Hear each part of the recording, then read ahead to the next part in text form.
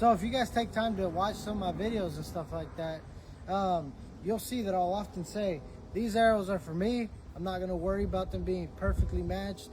And then I'll also say, now if this was for somebody else, that's a different story. I'll go through and take the extra time to make sure they're all perfectly matched. So I'm gonna show you an example of what I mean by that. For example, these arrows here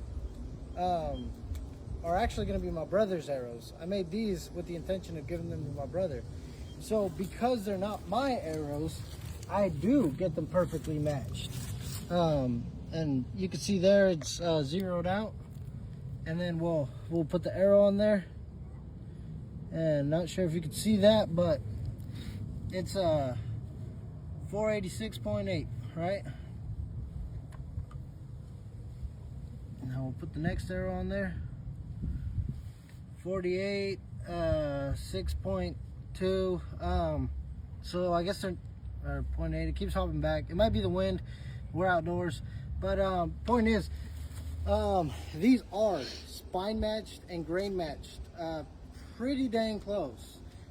These arrows are going to be my brother's arrows.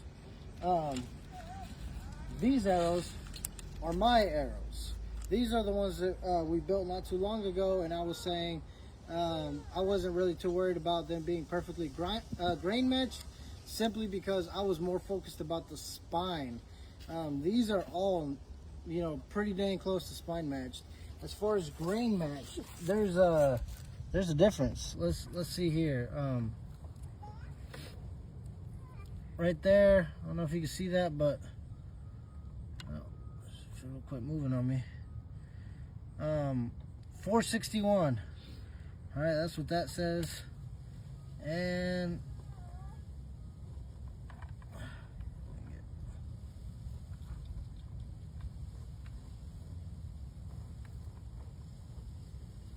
462. So coincidentally, these were pretty close to each other, but some of these were a little drastic. We'll scale one more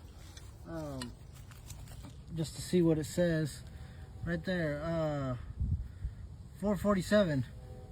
So these arrows here are my personal arrows. When they're my personal arrows, I don't, you know, per se take as much.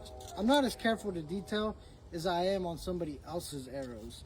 So to answer that question that's questionally asked, you know, how important is the spine matching and the grain matching? It's very important. If you're looking for consistency, it is super important. Keep everything matched. Keep everything grain matched. Keep everything spine matched. The closest you can. The closer you get everything matched, the more consistency you're gonna get, which is ideal for, you know, for a perfect bullseye every shot type of thing. But for me, I'm not really too particular about that.